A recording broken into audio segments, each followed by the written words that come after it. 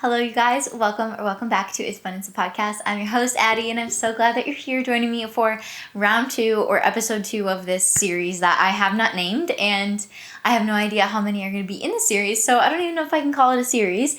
But if you didn't listen to last week's episode, we talked about the difference between discipline and disorder, and I guess I want to go back to the heart of why I started this and bringing it back to my story. Yes, I've shared my story many times on the podcast. So if you are curious about what that is, I will leave all the links in the description. But I have just been reminded of the why and reminded of the trenches that the Lord pulled me out of. And that being anorexia and orthorexia, which is kind of like a clean version of eating. And just the obsession that I had with food and exercise and calories and the years of self-idolatry that I spent living in.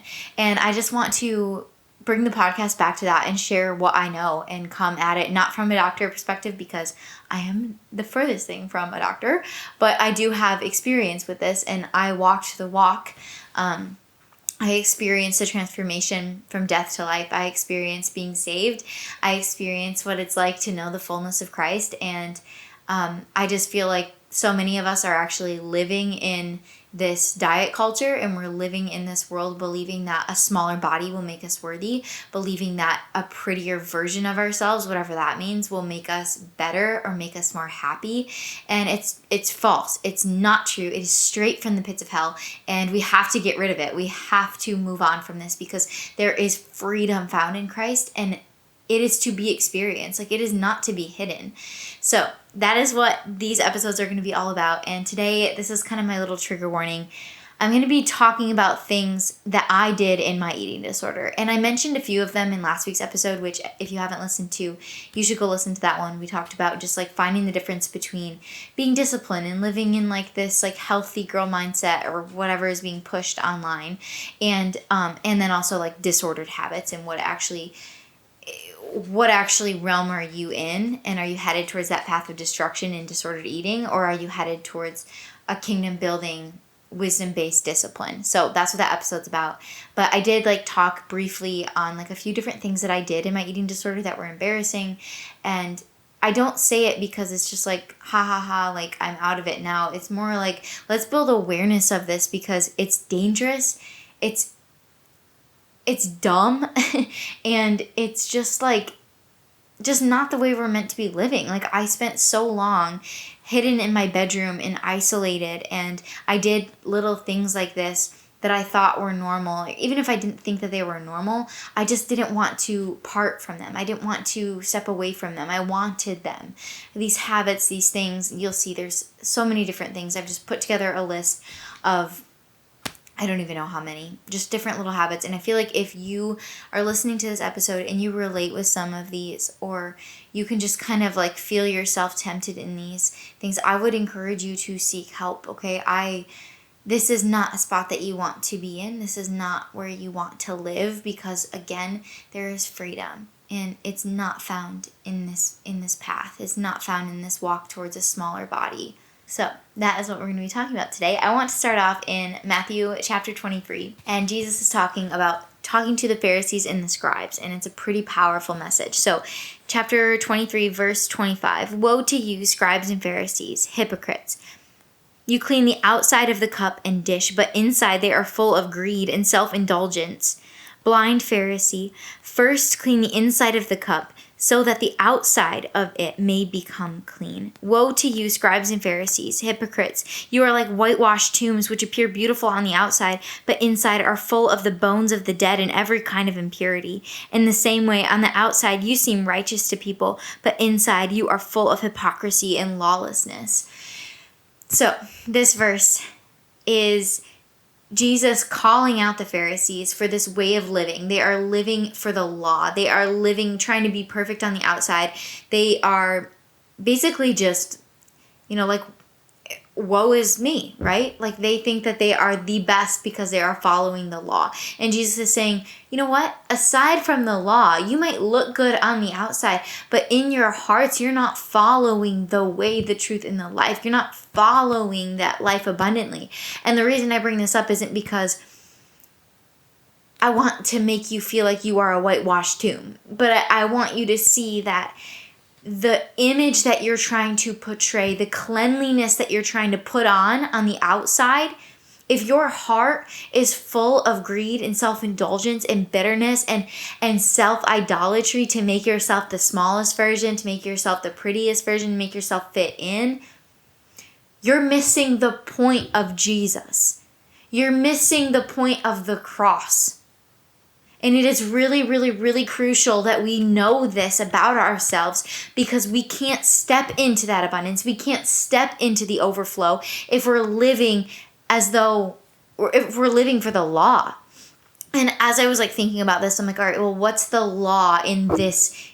What's the law in this term, in this conversation? And it would be the things that are pushed on social media, the diet culture, right? The scale, the mirror, the things that you feel like you have to follow. You have to follow a workout program, or you have to follow the way that people look, right? Like the inches between your legs, or your body percentage, or your muscle mass, or just your physical appearance. You're gonna follow these rules so that you can maybe have that lean look, or I don't know what's another one, like Pilates girl style thing, or maybe you want like more muscle and you want to become more like gym girl vibe, whatever. Those are the laws that we're following. And we go down these rabbit holes like the Pharisees do, of just striving for that image and striving for that look of perfection on the outside, that our hearts are left muddy and dirty and full of dead bones, quite literally. So anyway, I just feel like Jesus here is calling out that looking right or looking good on the outside, externally, is great and all, but if your heart is misaligned with the mission, then you've missed the whole point. We can look healthy and we can put on that disciplined look like we talked about last week, and we can look put together. But internally, if we're just consumed with these things, we're anxious, we're controlled by our thoughts, controlled by our actions, and we're not living on mission. We're not living being led by Jesus. There were so many things that I did that I never thought were a part of my eating disorder. Because I felt like they looked normal, right? Like maybe you guys can relate with this as well, but like the generation that kind of raised us, or our grandparents, it's a lot of conversation. Like even when you go over for like family gatherings and stuff, I feel like my grandparents and even my mom and dad love to talk about food and love to like criticize themselves. Like and they make comments about other people, but a lot of times it's more just like in general, and they'll like make comments about food or make comments about weight, or how they need to like exercise.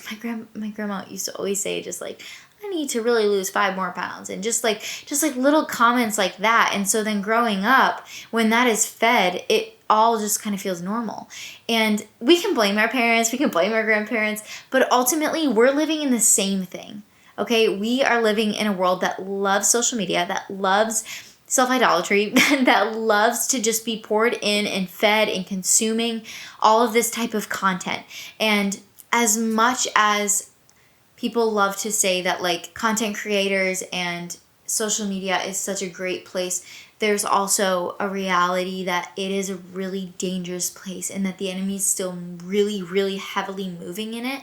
And I have seen it lately just in this influx of wellness culture and these Pilates girls and tracking your macros. And again, like, it's not that it's bad, it's that it's controlling us. These habits that we do, we don't even sometimes.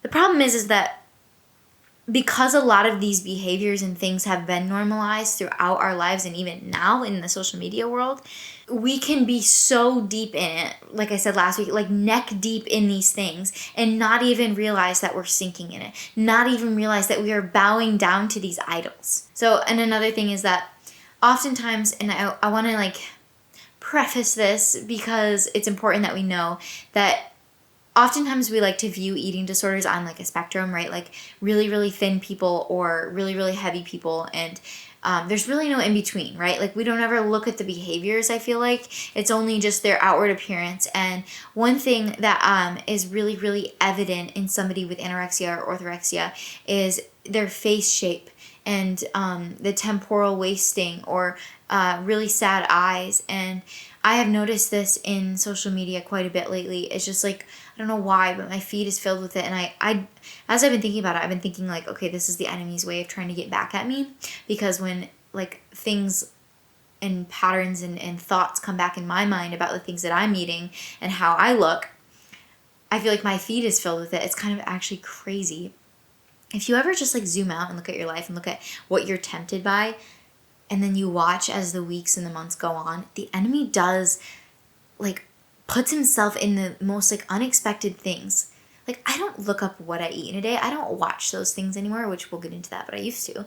And now it's all coming up. But anyway, that's besides the point. There are a handful of creators that are sharing what I eat in a day videos, or they're sharing how they're moving and just stuff like that. And I can see it and it's evident. But we have to remember, and it's really important that we remember, that eating disorders don't. I've realized that. So if you're coming at this and you're like, oh, like I don't look really small. Like I don't have that temporal wasting. I don't have droopy eyes. You can't see my bones.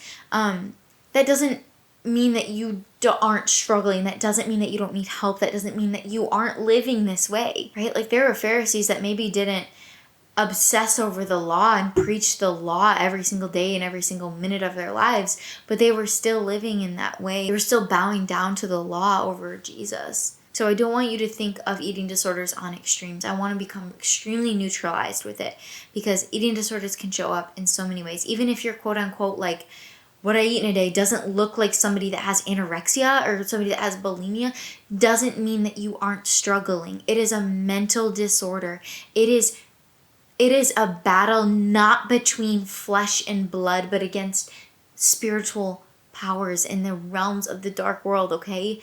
It is a fight between the enemy. And what I have noticed the most is just that this healthy lifestyle has been glamorized, and it has been overproduced on social media. And it has masked this disordered thinking. It's like, this is an unhealthy thing, and then we put over this health and wellness, or we put over this a stamp of discipline, a stamp of just a stamp of wellness, a stamp of healthy diet culture, like just things like that. And when people are posting it online and on social media, it's content that you and I are consuming, and our tempted nature, our flesh loves to compare.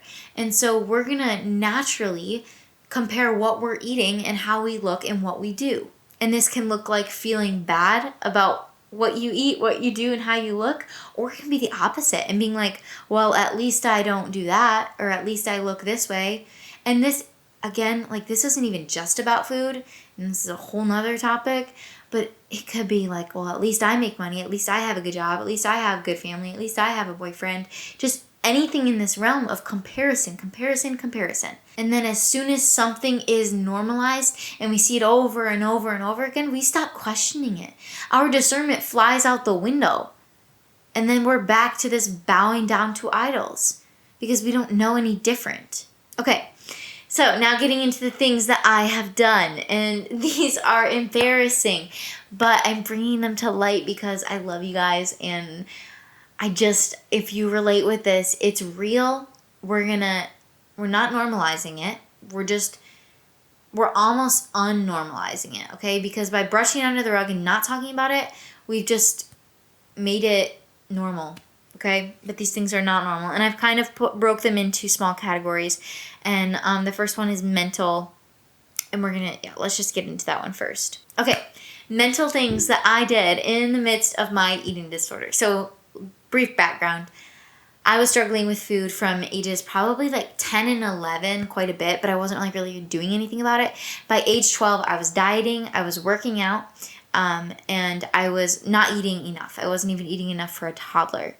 And then at age 12 in the fall, I was diagnosed with anorexia nervosa and went straight into outpatient treatment. So these are some mental things that I noticed kind of definitely afterwards. I genuinely thought that these were just fine and that they were normal, and that maybe if they weren't normal, they would go away eventually. I just needed to get to that, whatever that point was in my journey of getting smaller, and then I would, stop doing it. But of course, there is no end. There is no end in an eating disorder. You just keep going until you die, or until the Lord steps in. And so, thinking about food all day. This is just kind of a given. Like, people think like eating disorders, you hate food or you just don't want to eat. No. Like, we love food. We are obsessed with food, and we are constantly thinking about it. We're thinking about our next meal, this is the next one, is planning meals constantly. Even the day before, I was planning my breakfast, my lunch, my dinner, what I could have, what I couldn't have. I was making sure everything was balanced, the carbs and the calories, like it couldn't go over this, it couldn't go under this, and I was constantly planning it out. I would make sure that if I was going to go out to eat in the evening or whatever time of day, that I was compensating for that event prior to it actually happening. Whether that was by eating less, or allowing myself to have a little bit more, or making sure I viewed the menu beforehand. That's a whole nother one. The third one is replaying what I ate. I would constantly just think about what I ate. What I ate the day before, what I ate the night before. And then, like I said, pre-planning what I will make up for later. So if it was like a birthday or something and I knew that I was going to have something, like, that was always the thing. It was never like, oh, I get to have a treat, and so I'm going to make up for it. Like, that is terrible in and of itself. But I was thinking, I have to have this so that I look slightly normal. What can I do beforehand? I feel like I'm not finishing my sentences. I have to have cake at this birthday party, because if I don't, they're going to think something's wrong, and I need them to think that something is normal, which they never thought it was. And so then I would eat less throughout the day, and it's just such a mess. It's crazy. We are never meant to be thinking like this. I was so aware of everything. And this is where I see myself as a Pharisee, because it's I made this list of rules in my mind, and this awareness agenda, this awareness checklist that I had every single day, honestly, every hour, every meal. And I was bowing down to this, and I completely forgot about how I wanted to make my body healthy. It suddenly just became about this rule book, just like the Pharisees. It was no longer about Jesus and this good thing. It was about themselves, and it was about their image that they would bear. Yes, I'm saying all of these things that I did, but an eating disorder, it's not what you do. I don't want you to compare yourself here on this episode and be like, well, I don't do those things. It's not about what you do. It's about how much space it's taking up in your brain. If food is your number one thought constantly, you have a disordered habit. That is a disordered way of thinking. We are not meant to be thinking about food all the time. That's so lame, you guys. So then, speaking of awareness, this was kind of where more of the body things come in. And this started off before anything. I just remember I shared about this in the last episode, but I would scroll on Pinterest and find workouts and different diets that I needed to do. And then I would open up Snapchat and I would take progress photos of myself. And I was constantly checking the mirror, checking my weight. I was always fixated on angles and how I looked and what it would look like if I was in a bikini in the summer.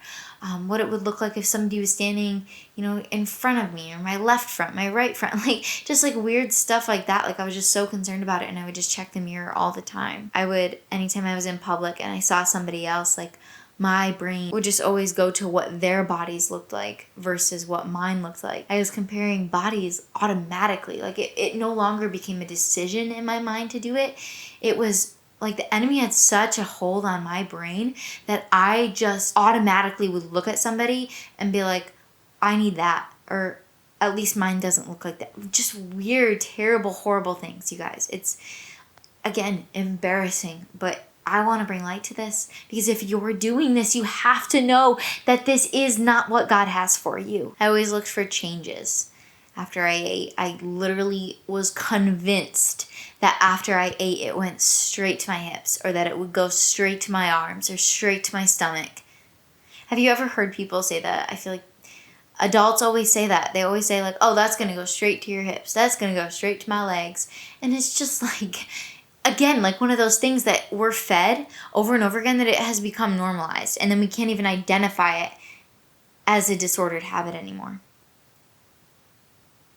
Again, awareness becomes unhealthy when it turns into constant evaluation, constant comparison. Okay, this next category is more heavy focused on food rules.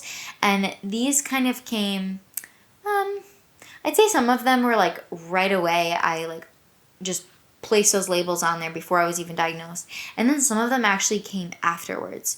So once I was diagnosed, I was like, I am going to recover. I promise. I've got this. And I ended up like making more food rules and just getting even sicker. One thing was just saying like I was picky eater. Like I just don't really like those things. It's a texture thing for me. Or I'm not hungry right now. That's a given. Everyone says that one. This other one is really odd. And I still, okay, this is weird. This is vulnerable. But I still find myself doing this.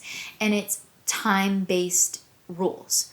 Like I can't eat until, okay, it got so oddly specific. Like I couldn't have, oh guys, this is so weird. But like at one point, I couldn't have lunch until 12:06. Something about that. And then like I would have an evening snack and it couldn't be until 9:34 or something weird.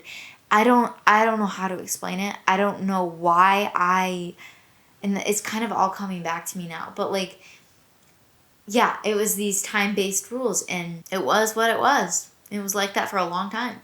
And I still find myself like, obviously not that specific, but just kind of like, oh, like it's not lunchtime.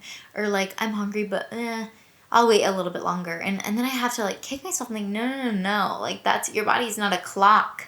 Your body is not a clock. It knows when it's hungry. And the beautiful thing is that God literally designed it that way. And then labeling food. So this one was kind of a given as well. I feel like right away I was labeling things as like good and bad, carbs being bad and protein being good or whatever, even like, or no, it was pretty much just anything that was like low calorie was good. And then anything that was like higher in calorie or higher in carb was quote unquote bad. And then as I got further into my eating disorder, there were just like certain things like I couldn't have two versions of carbs a day, which is so stupid. But like if I had toast at lunch or at breakfast, I couldn't have a sandwich at lunch. Toast at breakfast, sandwich at lunch. Did I say that right? Yeah. Just like dumb stuff like that. And then this is where it got really hard. And this is where a lot of anger came up and disconnection with my family. If certain meals or foods didn't fit in my mental plan of what I was going to eat, like I talked about before, like kind of mentally preparing for the day and like what I was going to be eating, if it didn't fit in that, I freaked out. I genuinely would have like a temper tantrum. I'm sure my mom can remember just me freaking out and her having to just kind of hold me because I was literally having an anxiety attack. And I became so mean and so hurtful towards my family because if it didn't fit, it had to follow these rules. It had to follow the rules that I placed in my mind. And if it didn't, then I lost. Like I lost the game. It's in these things that as I talk about them, that I see the control that I was trying so hard to cling on to because I had no control of my life. Like this was the only thing that I could control. I couldn't control my grades. Like I could try my hardest, but that was about it. I couldn't control whether my family was going to get hurt, but I could control what was in my mouth and how I planned and structured my meals. It's crazy. The rules feel great and all. Like everything feels so safe and so like, I'm cruising along life, and then as soon as I realize that I don't feel okay without them, I mean, done for. Like it's over. I lost it. I wonder if the Pharisees, if you guys haven't ever watched The Chosen, it is so good. It's such a good visual picture of just the story of Jesus. But I see like Nicodemus get so angry and stuff. I just wonder like what the Pharisees were like when things didn't actually go their way. Like, what did they actually do? Did some of them have temper tantrums like I did? Did some of them absolutely freak out? Like, what happened? I want to know. Okay, the fourth category is this guilt and comparison. And this is where I think a lot of us might fall. Feeling bad after eating maybe a certain food group that I had labeled as bad. Feeling bad after eating what I thought was too much or not listening to my hunger cues. I would mentally calculate how to balance it out. Again, like if I had the carbs for breakfast and for lunch, I'm like, okay, how can I balance this out? What can I restrict? Like I was just planning out restriction. And then to compensate for a lot of that, a lot of the times was over exercise. So I would exercise extra and I would plan this out. I'd be like, okay, tonight I'm going to do an extra workout, or tomorrow I'm going to work out extra hard. Or I'd be like, the next meal is going to be better. I'm going to do better. And it's like, what is better? And I would just fixate on that until I could get to that next point. If your eating habits are creating guilt, it's no longer neutral, it becomes moral. It becomes your life. It becomes that thing that you bow down to. It becomes a god. Okay, and then category 5, life adjustments around food. So I would avoid events at all costs because of the food. Feeling uncomfortable in situations where it was unplanned, like if we were going to go out to a coffee shop or go out to eat or something like that, I would literally freak out and do those temper tantrums. I felt like I needed control over how the meals were made. So like if we were going over to a friend's house or a family member's house, like I needed to make sure that things weren't made with, I don't know, oil or extra quote unquote unnecessary things. And then I let the food that I had that day or the way that I felt in my own body control my entire day. Like it controlled my mood, it controlled the way that I showed up, it controlled my relationships and how I talked to my family. So when your life starts adjusting to the habits that you're doing, the restriction that you have, instead of the habits supporting you, drawing you closer to God, something's wrong. Something is very, very wrong. Okay. So those are a majority of the things that I did. There are a lot of other things that happened because of these things, like being extra cold. I grew a lot of extra hair on my arms and on my legs. I got frostbite on my thumb one time. I was freezing all the time. I wore gloves to bed one night because I was so cold. I would sit in front of a heater for hours on end. I would cut up food really, really tiny. I would make extremely low calorie recipes and be like super excited about them. Or I would make something and then not eat it. Or I'd make something and then give it to my siblings just so I could smell it. I would smell things instead of tasting them. I got really scared to taste test things. These behaviors I'm talking about here, I'm not saying this just to be like, feel bad for me or read my book. No, I'm saying this because if you relate to any of these in any sort of way, you have to know that these behaviors do not stay small. They build up on each other. They slowly shape your identity and your priorities. They're no longer just these habits that you're doing in this wellness culture that you're following, in this discipline series that you're doing. It's the direct. And I say again, I come back to this. I say all these things because these patterns and these things, if you follow any of them or you find yourself thinking in any of this sort of way, it's pulling your focus away from Christ. It's bringing you back to that Pharisee position. And he says, woe to you. He says, woe to you, scribes and Pharisees, you hypocrites. You clean the outside of the cup and dish, but inside they are full of greed. So for us, it's on the outside, we want to look so polished and perfect and beautiful. But on the inside, we're full of falling down to these lies, falling down to these habits and these things of controlling what we eat and categorizing food and compensating and over-exercising and being mean, and throwing temper tantrums. Maybe that was just me. He says, first, clean the inside of the cup so that the outside of it may become clean. I noticed this the other day when I was talking to my phone, actually. I was talking to the camera, and I was just like, I pulled it up, and I'm like, you know what? I didn't love my body until I stopped focusing on what it looked like. Like, the second that I stopped worrying about what I looked like, I started to actually love myself. Like, I know that's crazy, but like, as soon as you focus yourself on the inside of our own dish that is full of greed, full of self-indulgence, we remove that, we strip that, we're purified by the blood of Christ, we're purified by Him, we're washed white as snow, the outside starts to look beautiful. I know it's hard to believe right now if you're somebody that feels this way or is following these things and these rules, but it's true. First, clean the inside of the cup, so that the outside of it may also become clean. On the outside you seem righteous, to the people, but inside you are full of hypocrisy and lawlessness. These things shift identity towards that control and that performance and our appearance, and it's very, very subtle. We don't notice it right away. It's not clear. It's not evident.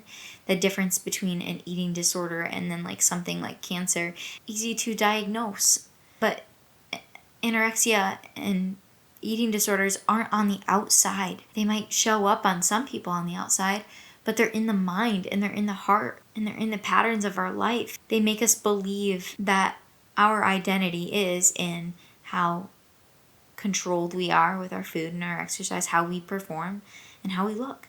For me, none of this all happened at once, right? It all happened over a course of, a few years, but it happened in small habits, small patterns that became what I relied on instead of God, because that felt comfortable, which is so weird because it was the most uncomfortable thing ever. So again, my goal with this episode was not to diagnose you. It was just to bring awareness, and awareness that allows change and allows God to move. Because I can't change you. I can't force you to recover. I can't force you to see yourself. But I can simply show you what I saw, show you what I did. Recognizing something doesn't mean that something is wrong with you either. It means that you're starting to see clearly the one that God designed. You're starting to see clearly that your identity isn't in these things of the world.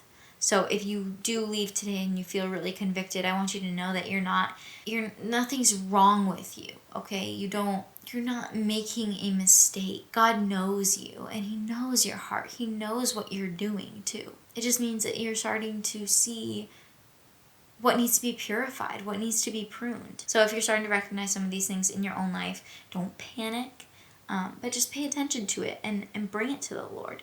He's a redeemer. He's a restorer. He makes all things new, and He can do it for you too. I think we try to push through life, again, like the Pharisees, and just get it all done with.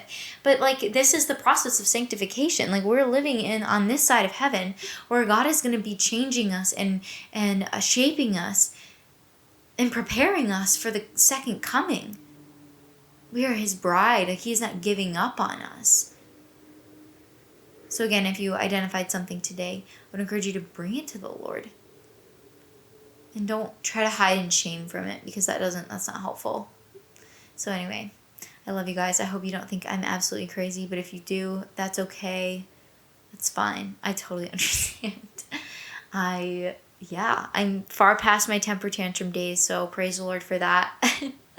But I also am still somebody that struggles. I'm still somebody that likes to obsess over food. I'm still somebody that likes to obsess over the way that she looks. But I know that that's just parts of my heart that God is still pruning. And me bringing this to you is one step in that direction of more purification, more sanctification, drawing nearer to the Lord, taking up my cross, laying down the law book, and just choosing Him. So I'm thankful that you guys listen to me and listen to all my crazy stories. And if you ever have any questions about it, I'm pretty much an open book, and I would love for you to ask me those things. And speaking of book, I also have a book. I have This Isn't You is my story, and then Holy Image is a book on identity. So both of those are available for you guys. I'll leave them in the link in the description. I love you so much, and I will be back next week for another episode. We'll see what it is, because I have no idea. I love you. Have a fantastic week. I'm praying for you, and you guys are amazing. Okay, bye.